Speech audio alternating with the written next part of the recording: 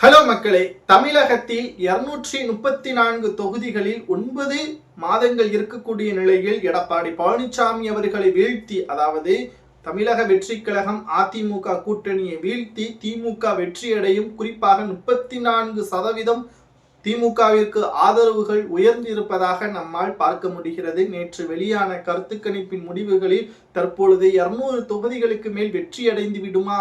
ஏனென்றால் இளைஞர்கள் பட்டாளம் என்ற ஒரு பெயரில் விஜய் அவர்கள் ஒட்டுமொத்தமாக தனது பக்கம் வைத்திருக்கிறார். அதையும் மீறி தமிழக வெற்றி கழகத்தை தோற்கடித்து திமுக அரியணையில் 2வது முறை வரலாற்று சாதனை. கலைஞரை செய்ய முடியாதது ஸ்டாலினால் செய்ய முடிந்தது என்பதை வரலாற்றில் பதிப்பாரா என்ற ஒரு கேள்வியும் கடந்த 3 நாட்களாக சமூக வலைதளங்களில் வைரலாக பரவி வருகிறது. நிச்சயமாக திமுகவால் வெற்றியடைவது உறுதிதான் என்பதை நம்மால் கூற முடியும். ஏனென்றால் 13 கட்சிகள் இதற்கு முன்னால் நடைபெற்ற தேர்தல்களை வைத்து பார்க்கும் பொழுது 39 தொகுதிகள், புதுச்சேரியுடன் சேர்த்து 40 தொகுதிகளை திமுக கூட்டணி கைப்பற்றியது.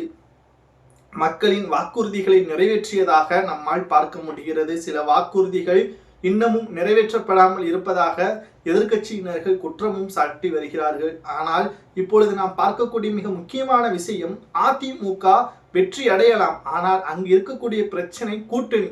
தமிழக மக்கள் பாஜகவை ஒருபோதும் ஆதரிக்க மாட்டார்கள். இங்குதான் திமுகவிற்கு பிளஸ் ஆகவும் அதிமுகவிற்கு மைனஸ் ஆகவும் பார்க்கப்படுகிறது. சரி, திமுக அதிமுக பிரச்சனைகள் இருக்கக்கூடிய நிலையில் புதிதாக தமிழக வெற்றி கழகம் வந்திருக்கிறது. இதனால் ஓட்டுக்கள் சதவீதம் குறையுமே என்ற ஒரு கேள்வியும் உங்களுக்கு எழலாம்.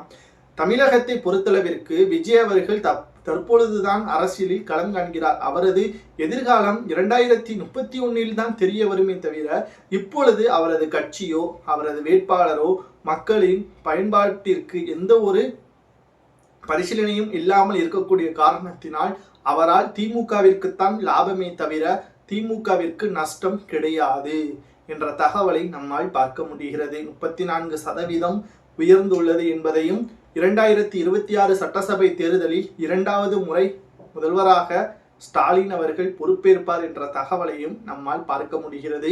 இதற்கு காரணம் அதிமுக பாஜகவுடன் கூட்டணி வைத்ததுதான்.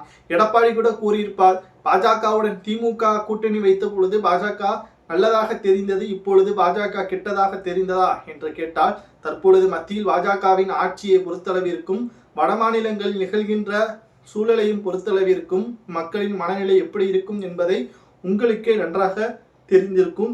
கிட்டத்தட்ட எடப்பாடி பழனிசாமி அவர்கள் இந்த முறையும் மிகப்பெரிய ஒரு தோல்வியை தழுவார் என்பதை நம்மால் உறுதியாக கூற முடியும். இதை பற்றி உங்களது கருத்துக்களையும் கமெண்ட் வாயிலாக கூறுங்கள். 200 தொகுதிகளில் திமுக வெற்றியடையுமா அல்லது எதிர்க்கட்சி அந்தஸ்து தான் பெறுமா என்பதை மறக்காம கமெண்ட் வாயிலாக கூறுங்கள்.